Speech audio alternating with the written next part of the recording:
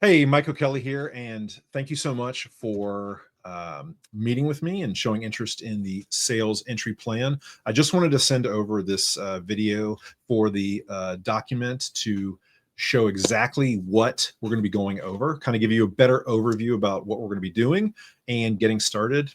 I feel as if it helps in the process so that mentally, even before you get started and we start working together, you kind of get in your headspace exactly what we're going to do, the framework, etc., so we can hit the ground running. And so it is going to be either an engagement of 12 hours, 24 hours, or 48 hours. I'm going to give you my recommendation, and I probably already gave you my recommendation on how many hours I think that we should work together.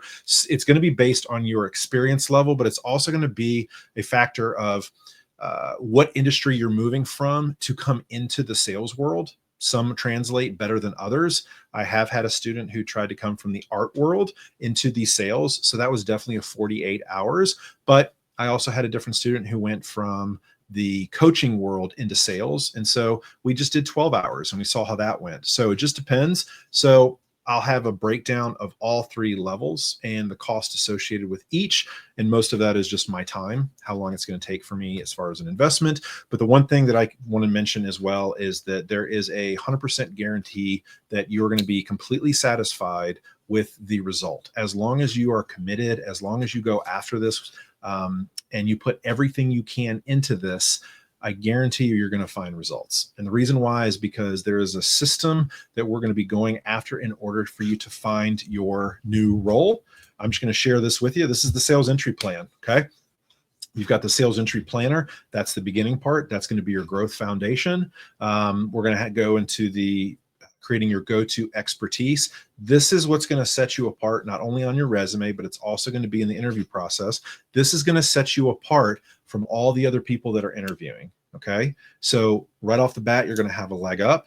The metric roadmap, this is how we're going to track your KPIs. This is going to be how many jobs you're interviewing for, how frequently you're searching for jobs, etc. We're going to come up with a cadence of what you should be doing on a daily basis, because looking for a job and looking for your next role, especially in the sales world, it is a full-time job in the beginning.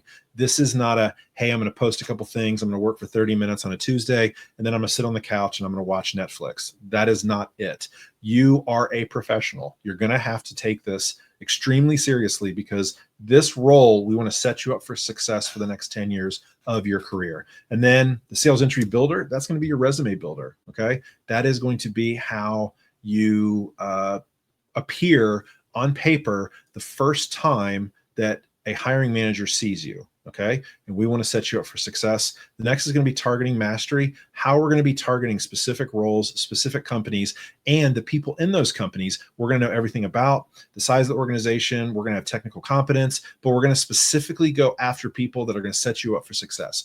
This is not going to be a spray and pray where you apply to 150 jobs and we cross our fingers and hope somebody calls us back. Interview prep, this is going to be preparing for the interview, not only the phone screen or a possible video. Zoom is very popular right now, being prepared to show up great on camera, but then also in person.